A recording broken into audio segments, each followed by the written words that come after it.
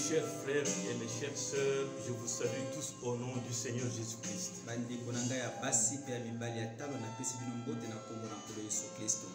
Partout où vous êtes confinés, croyez que le nom de Jésus est avec vous.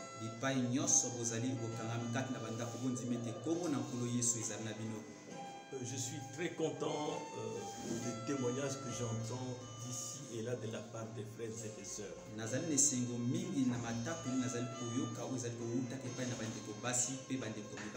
Laissez-moi vous encourager que peu importe par quoi vous passez en ces jours-ci,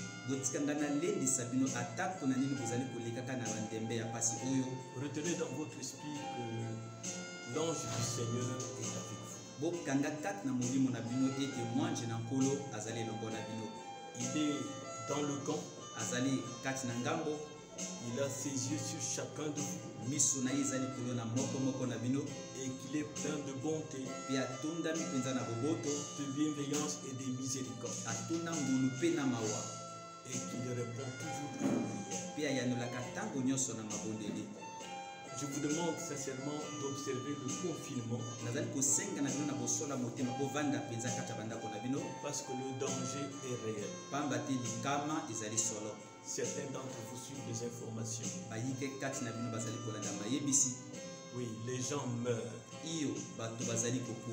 Les gens meurent vraiment. Alors restez chez vous. Restez dans la prière.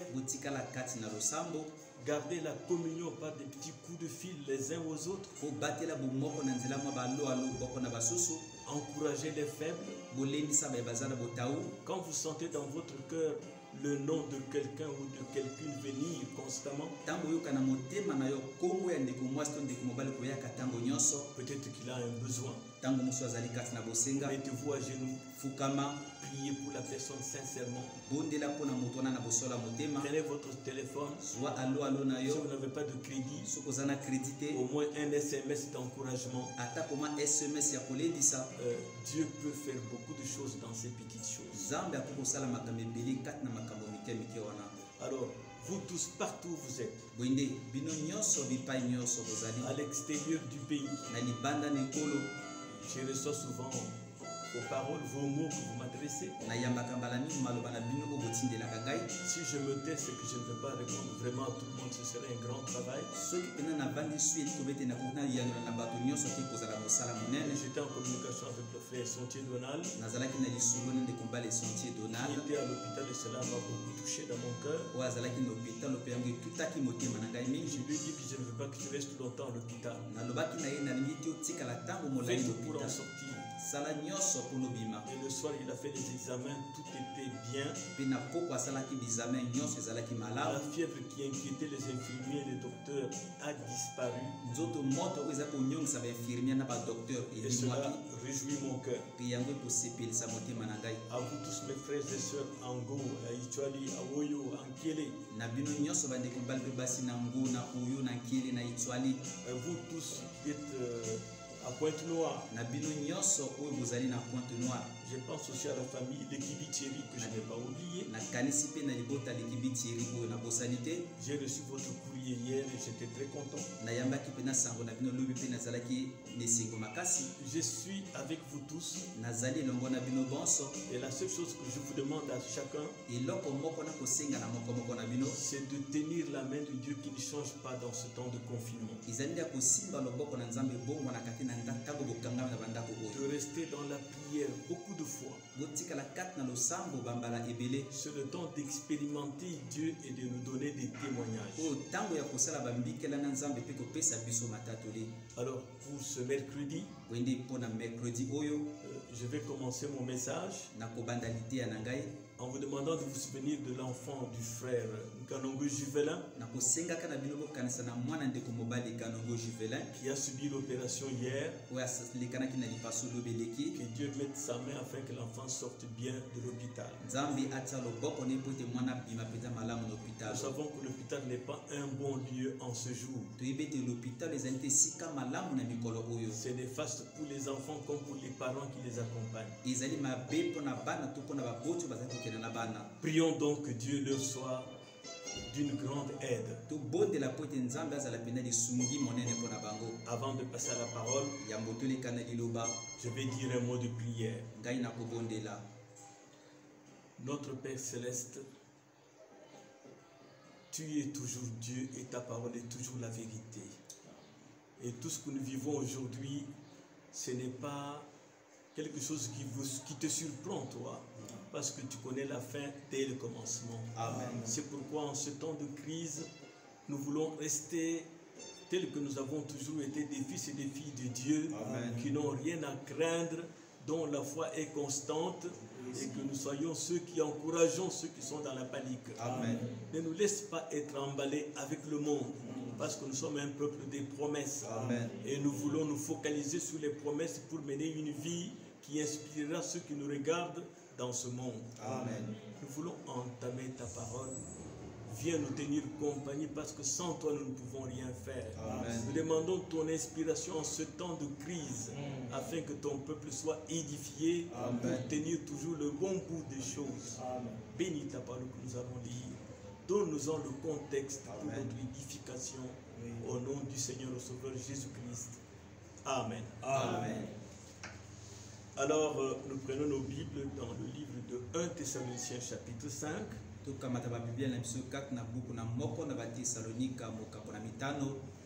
verset 1 au verset 6.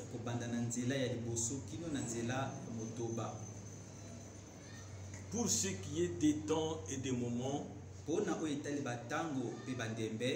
n'avez pas besoin, frères, qu'on vous en écrive.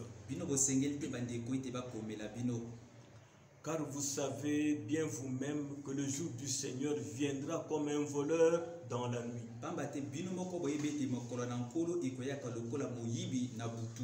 Quand les hommes diront paix et sûreté, alors une ruine soudaine les surprendra. Comme les douleurs de l'enfantement surprennent la femme enceinte, et ils n'échapperont point. Mais vous, frères, vous n'êtes pas dans les ténèbres, pour que ce jour vous surprenne comme un voleur. Vous êtes tous des enfants de la lumière et des enfants du jour. Nous ne sommes point de la nuit ni des ténèbres. Ne dormons donc point comme les autres, mais veillons et soyons sobres. Alors voilà notre lecture de fondement pour aborder un message que j'intitule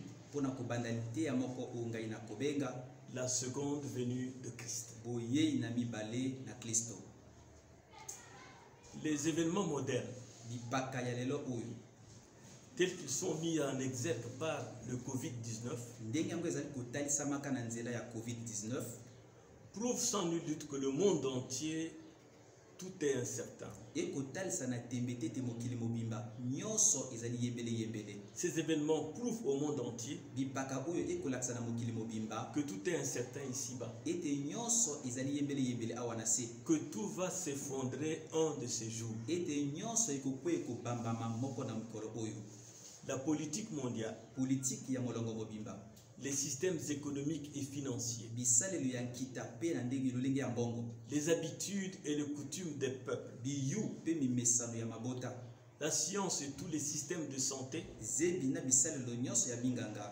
l'hégémonisme des prétendues grandes puissances, le souci de suprématie d'être au-dessus de certaines grandes puissances. Toutes ces choses sont au garde-vous devant ce fléau planétaire. Il n'y a pas un pays, il n'y a pas un président qui ose lever son doigt pour donner un espoir certain. D'ailleurs, suite aux informations que nous écoutons, nous réalisons que l'homme est son propre destructeur. Les hommes de science travaillent pour savoir comment détruire le monde. Les milliardaires veulent que tout le monde meure et qu'ils vivent seuls sur la terre. Vous entendez parler de Bill Gates et de tous ces grands noms, ces hommes d'État qui s'évertuent à faire des vaccins pour éliminer une grande partie de la population mondiale.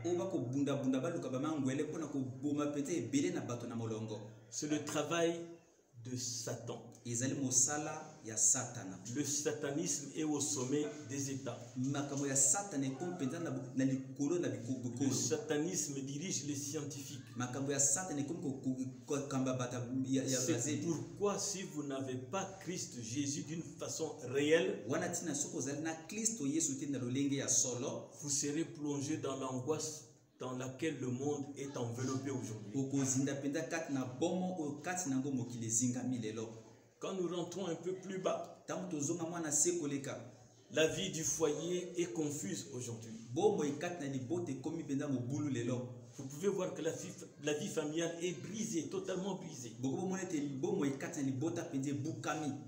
Il y a quelques années, la mère et le papa s'asseyaient à la maison et parlaient avec leurs enfants le soir.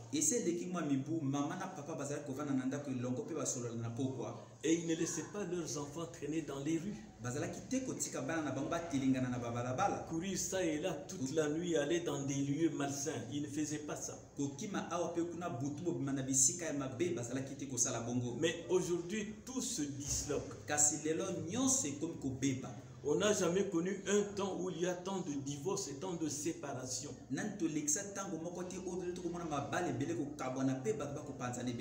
Regardez bien, la vie au foyer s'effrite. C'est par manque de Christ. Papa se précipite vers la salle de billard pour aller jouer. Oui, il va dans une cave boire avec des amis et parler des futilités.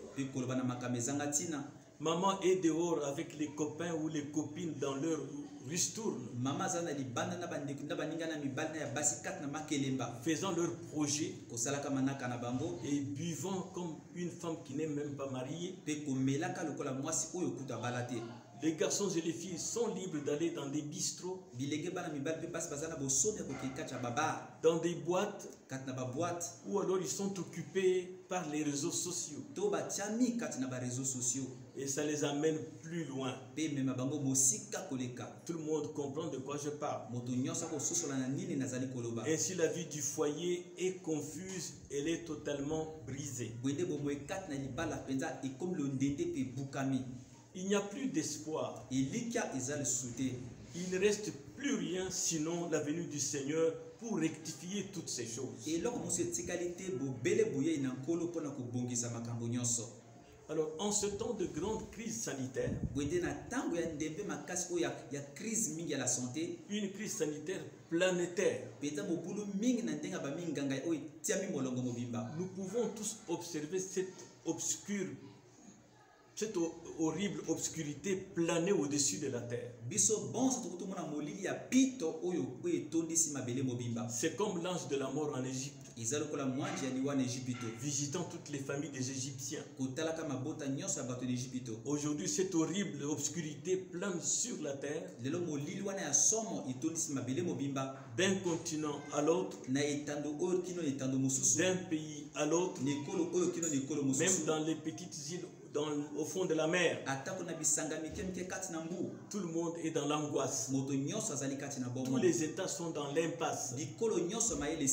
Les États dont les chefs ne parlent pas, l'opposition et le peuple est en train de les condamner. Comme si la parole du chef de l'État pouvait faire quelque chose. Qu'à cela ne tienne, les mesures doivent être prises.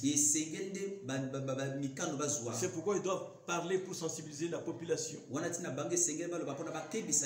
voyons que là même où les États parlent et sensibilisent la population, les gens s'entêtent et tombent dans le malheur. Mais les élus de Dieu tressaillent de joie, car pour eux c'est l'aurore qui pointe à l'horizon. On est juste dans l'ombre de la venue du Seigneur Jésus-Christ. Quand nous voyons ces choses, quand nous voyons le monde dépassé, quand nous voyons tous les systèmes dépassés, pour nous c'est une alerte. Nous sommes dans l'ombre de la venue du Seigneur Jésus-Christ. Il ne reste plus d'espoir en quoi que ce soit, sinon en sa venue, pour nous amener dans la gloire. Voilà pourquoi les chrétiens ne sont pas tristes, mais au contraire ils sont contents. Ils exploitent la parole et essayent de vivre plus près de Dieu pour garder la quiétude et le calme. Alors bientôt nous déposerons nos armes. Il n'y aura plus de larmes versées bientôt. Il n'y aura plus de chagrin, plus de douleur. Il n'y aura plus de mauvaises nouvelles. Voilà la raison pour laquelle les événements modernes sont un sujet d'excitation qui nous focalise sur notre rédemption qui est maintenant à la porte. Ainsi, je suis conduit à vous entretenir, mes amis, sur un sujet qui fait tressaillir des joies ceux qui attendent la venue du Seigneur. C'est un sujet qui nous fait tressaillir de joie dans ce monde qui est pestiféré. Nous sommes dans le monde, nous ne sommes pas du monde. C'est pourquoi tout ce qui se passe dans le monde ne retient pas notre attention. C'est la seconde venue du Seigneur qui retient notre attention. Notre prophète dit quelque chose. Il dit donc Dieu ne juge pas un homme sans l'avoir d'abord averti. Au paragraphe 58. Il dit et Dieu confirme donc ce message que Billy Graham prêche. Dieu guérit les malades par les prières d'Oral Robert. Et Dieu produit les choses que Jésus. Dieu confirme que Jésus est le même hier, aujourd'hui et éternellement. Et cela appelle ces choses que ce sont les messages de l'heure. Le message de Billy Graham, d'Oral Robert, ce sont les messages de l'heure. Et chacun de ces messages appelle. Répentez-vous sinon vous périssez. C'est juste. Répentez-vous sinon vous périssez. Il n'y a plus d'espoir. Il n'en reste plus du tout. Le monde est averti de sa venue. Chacun de ces messages parle et avertit de la venue du Seigneur Jésus. Les deux messages s'adressent à l'église dénominationnelle. Mais il y a le groupe d'Abraham qui traite avec Dieu lui-même dans la chair humaine. Ne perdez pas de vue ces grandes promesses. Alors, mes frères et sœurs, je me pencherai sur la parole prophétique en ce temps difficile.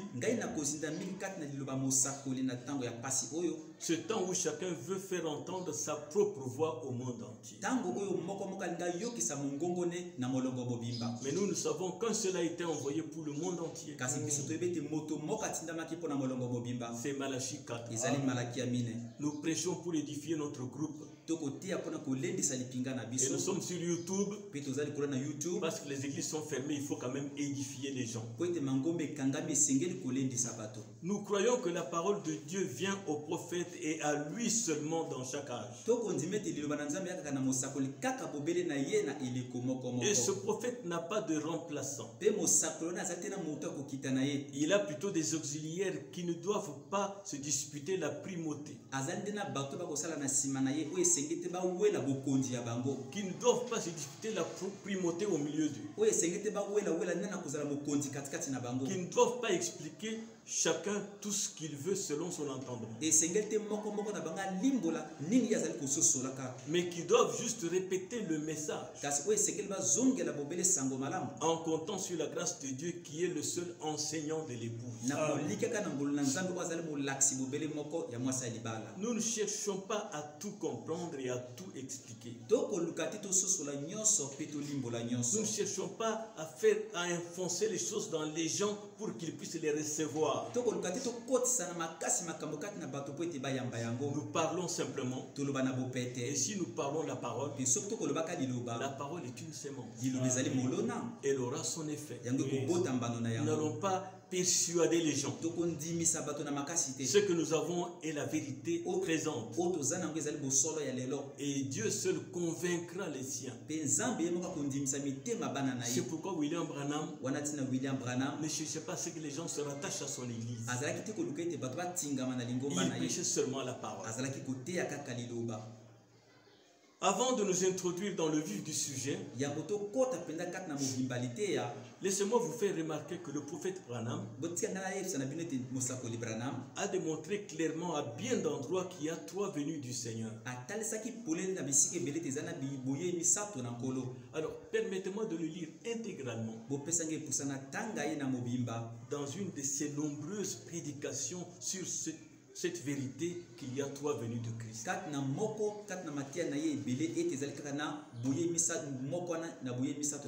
Il y a 3 venues de Christ.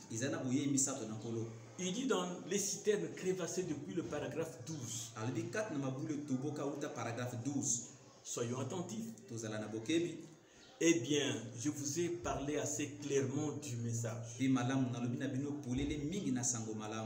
Certaines personnes pourraient avoir l'impression que je pense que Jésus va venir demain matin ou ce soir.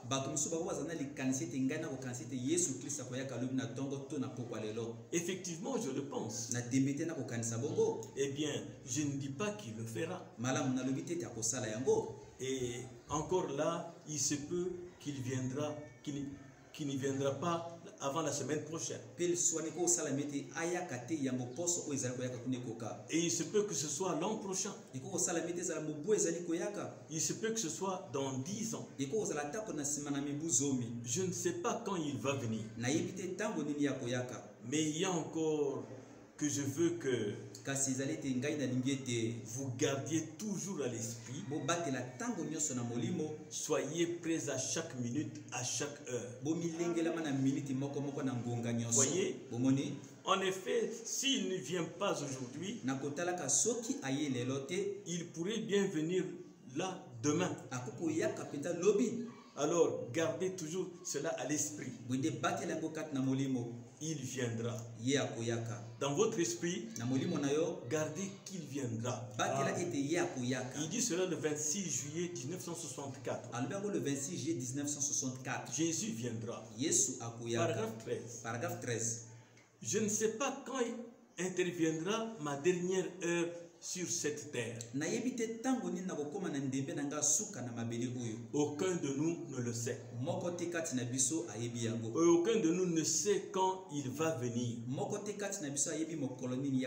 Il ne le sait pas même lui-même, d'après ses propres paroles.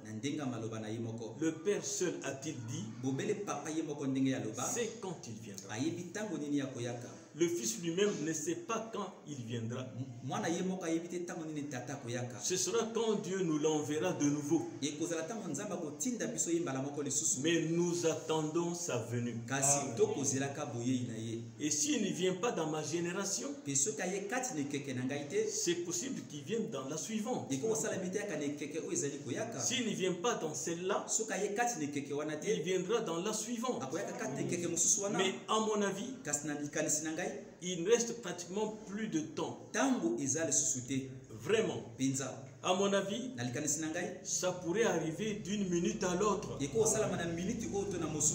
bien, ça ne veut pas dire. Bon, ça ne veut pas dire que vous verrez les cieux se transformer et tout. Ce n'est pas de cette venue-là que je parle. Je parle de l'enlèvement. Voyez-vous, il accomplit 3 venues. Il est venu sous 3 noms de fils. Il est venu dans une trinité, Père, Fils, Saint-Esprit. Voyez-vous tout ça? C'est le même Christ. Le même Dieu. Tout le temps. Et saisissez bien cela. Parce que dans la suite de la prédication, vous comprendrez que Dieu est toujours sur la terre. Parce qu'il est omniscient. Son omniscience fait de lui omniprésent. Dieu n'a jamais quitté la terre. Maintenant, nous savons qu'il est venu apporter 3 œuvres de la grâce. La justification, la sanctification, le baptême du Saint-Esprit. Tout en Dieu s'accomplit par 3. Paragraphe 15. Et donc, premièrement, il est venu comme pour racheter son épouse. C'est la première venue. Deuxièmement, il vient pour un enlèvement, pour enlever son épouse. Troisièmement, il vient avec son épouse, le roi et la reine. Après, c'est ce moment-là que beaucoup de gens attendent. Cette venue-là. Mais cette fois-ci, quand il viendra, presque personne ne le saura, sauf ceux qui sont prêts quand il viendra. Et le message de Frère Branham apprête les gens à cette venue. C'est pourquoi il est prêché. Et ces gens-là, quand il viendra, seront les seuls à s'en apercevoir. Ce n'est pas la nuée. La nuée, c'est d'abord les scientifiques qui l'ont filmé. Le monde des Américains a vu ça. Mais quand il viendra, personne ne le saura. On ne saura pas ce qui leur est arrivé. Écoutez-moi, je répète. Mais cette fois-ci, quand il viendra, presque personne ne le saura sauf ceux qui sont prêts. Quand il viendra, il y aura des gens qui seront absents. On ne saura pas ce qui leur est arrivé. Ils seront simplement enlevés en un instant. Et ils auront simplement disparu. Changés en un instant. En un clin d'œil. Alors soyez simplement prêts pour cela. Ce serait affreux un matin qu'un être cher ne soit plus là. Que personne ne puisse les trouver nulle part. Ne serait-ce pas dommage de savoir que c'est déjà passé et que vous l'avez manqué? Alors restez constamment dans la présence de Dieu. Parce que ce sera un événement universel qui se passera en un instant. Nous n'allons pas montrer, voilà, il est venu. C'est ça, c'est ça. C'est en un instant, en un clin d'œil. Les termes bibliques sont très clairs, mes frères. Ne vous laissez donc pas embrouiller. En réalité, la seconde venue de Christ, selon le prophète, est une des vérités évangéliques fondamentales de la Bible que nous pouvons prêcher devant n'importe quel public sans nous déranger, afin de l'attacher au seul et unique espoir qui reste encore dans ce monde. Il n'y a plus rien à faire dans ce monde.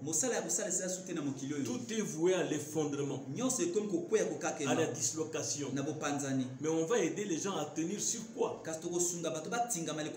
Si Christ est déjà venu, alors qu'il n'y a plus d'espoir, qu'est-ce qu'on va encore offrir aux gens? C'est ça notre seul espoir que nous sommes censés offrir à tout le monde. C'est une vérité évangélique selon le prophète qu'on peut prêcher dans n'importe quel milieu sans se gêner. C'est une vérité biblique. Mais l'ennemi en a fait un sujet de controverse et un sujet très sensible.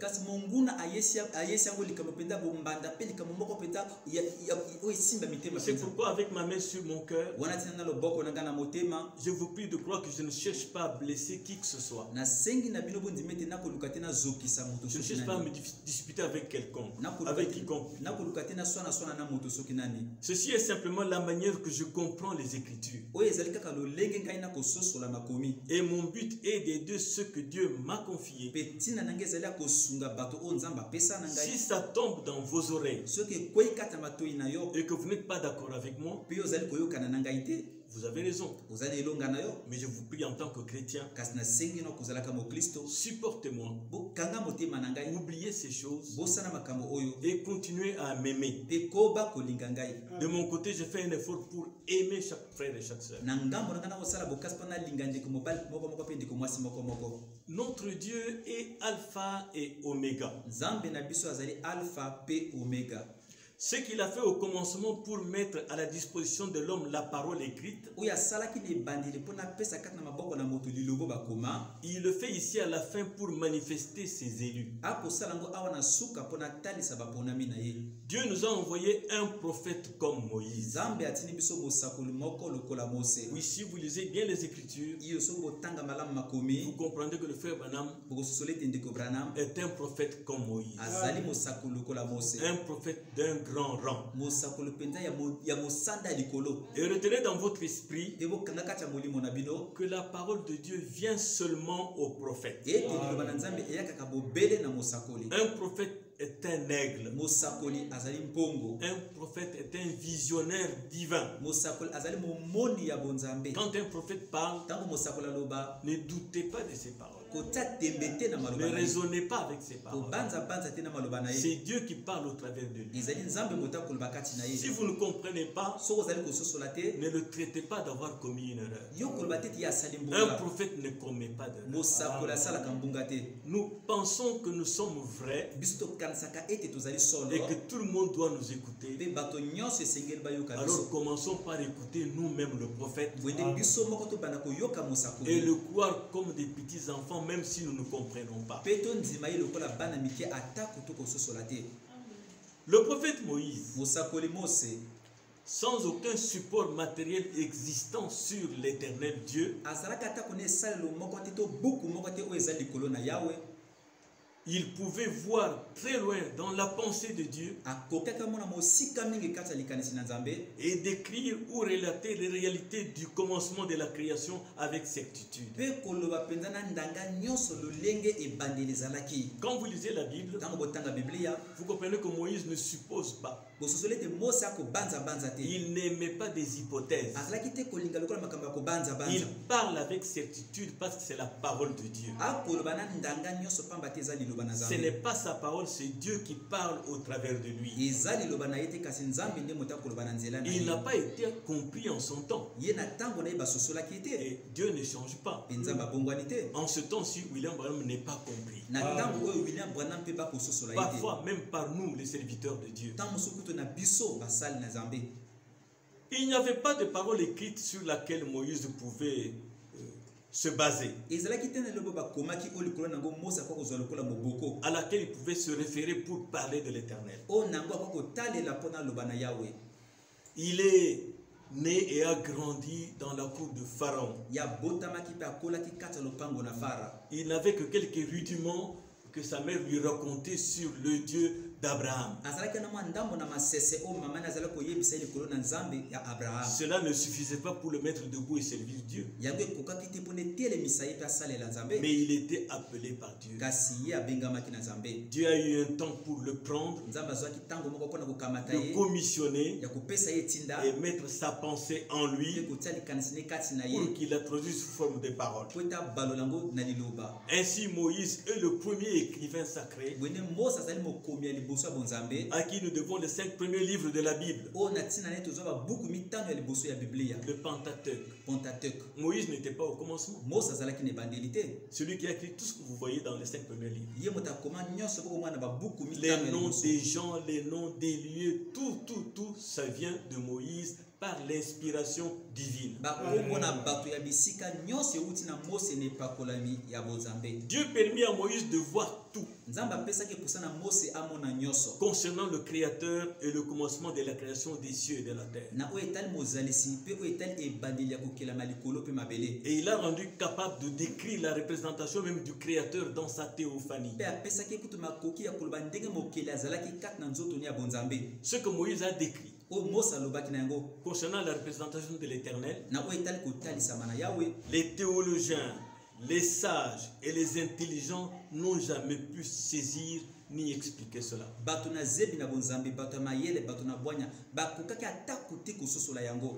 Mais en ce temps du soir, Dieu a envoyé un prophète comme Moïse.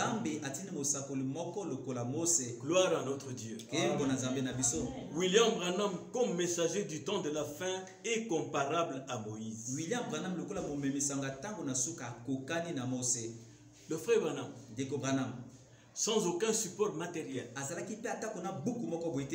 a reçu une portion plus grande de la révélation du Créateur par rapport à ce que Moïse avait. Sans aucun support matériel existant, en dehors de la Bible, Branham a traversé le commencement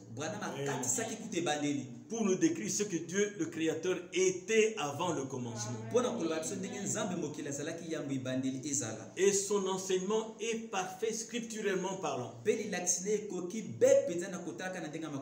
avec l'ouverture des 7 sceaux, Branham a élucidé et dévoilé au public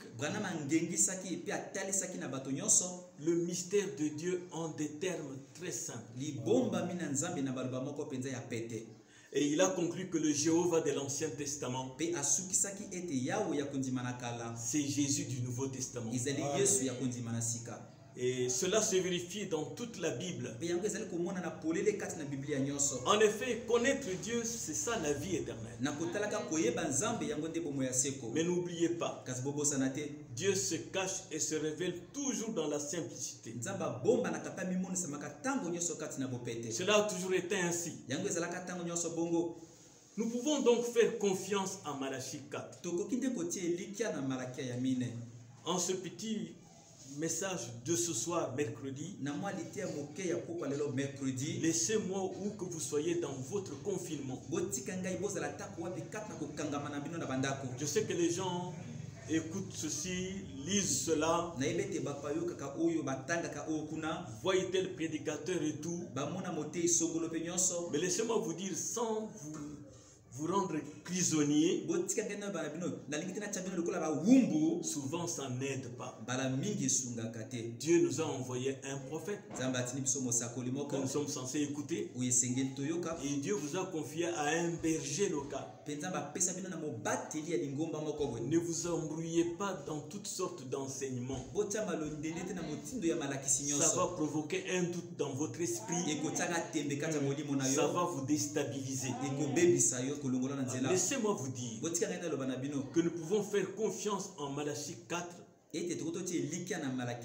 comme notre absolu, car c'est une recommandation divine.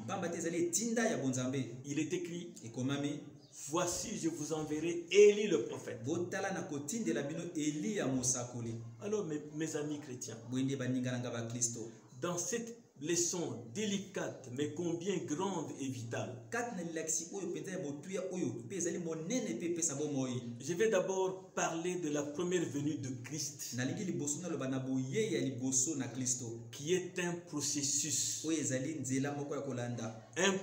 qui s'étale sur une période de temps. Nous le verrons avec les écritures bibliques à l'appui. Ensuite, j'exposerai l'ordre de la venue du Seigneur, de la seconde venue. Enfin, je vous montrerai selon les Écritures que la seconde venue sera secrète et soudaine. C'est pourquoi ça se passera en un clin d'œil, dans une fraction de seconde, comme le dit la Bible. Alors que vous serez à l'écoute de cet enseignement, je vous demande de prier pour moi et que cette leçon vous parvienne et pénètre votre cœur, que ça vous amène à sonder les Écritures pour rester équilibré. Que notre Seigneur Jésus-Christ vous bénisse abondamment dans vos maisons.